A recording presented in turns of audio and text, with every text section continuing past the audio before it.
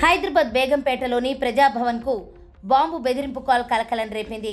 కాసేపట్లో Praja Bhavan పేలిపోతుందంటూ police control రూమ్కి మంగళవారం ఓ ఆగంతకుడు ఫోన్ చేసి బెదిరించాడు. దీంతో అప్రమత్తమైన పోలీసులు బాంబ్ స్క్వాడ్తో తనిఖీలు చేపట్టారు. ప్రజాభవన్లో ఎక్కడా బాంబు దొరకకపోవడంతో అది ఫేక్ కాల్ అని గుర్తించారు. ఈ ఘటనపై కేసు నమోదు చేసిన పోలీసులు ఫోన్ చేసిన వ్యక్తిని పట్టుకునేందుకు గాలింపు చేపట్టారు.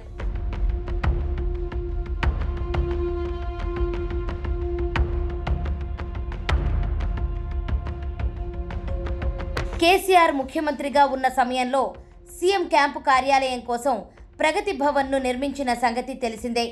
గతేడాది డిసెంబర్లో కాంగ్రెస్ ప్రభుత్వం అధికారంలోకి వచ్చాక దాన్ని జ్యోతిరావు పూలే ప్రజాభవన్గా మారుస్తూ సర్కారు నిర్ణయం తీసుకుంది. దాంతోపాటు అప్పటి వరకు ప్రజాభవన్ ముందున్న ఇనుప కంచెలను తొలగించడంతో ఆ మార్గంలో ట్రాఫిక్ ఇక్కట్లు తొలగిపోయాయి.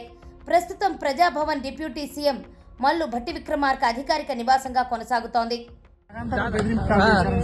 అంటే మీరుంటారు, బట్టి విక్రమార్క గారు ఉంటారు, ఇద్దరు ఉంటారు మేడం. ప్రజలకు స్వేచ్ఛగా మేడం వచ్చే అవకాశం ఇస్తే అట్లాంటివి జరుగుతాయి. మరి ఏం కావాలని చేస్తున్నారు అంటే ఉమ్మడి కాంగ్రెస్ హయాంలో వచ్చింది కావాల్సి, మళ్ళీ ఇప్పుడు కాంగ్రెస్ హయాంలో వచ్చింది కావాలి.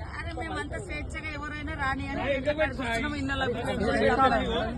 అదేంటనే తెలియదు. ఇప్పుడైతే ఎవరు వచ్చినా ఇక్కడ నుంచి లోపలికి రావడానికి ఫుల్ ఎంట్రన్స్, అంటే స్వేచ్ఛగా వస్తున్నారు. అందరినీ రాణిస్తున్నాం, కష్టాలు ఉంటాయని.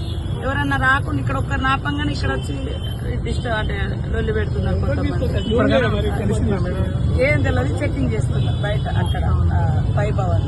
కావాలనే ఏమున్నదో తెలియదు వాస్తవానికి.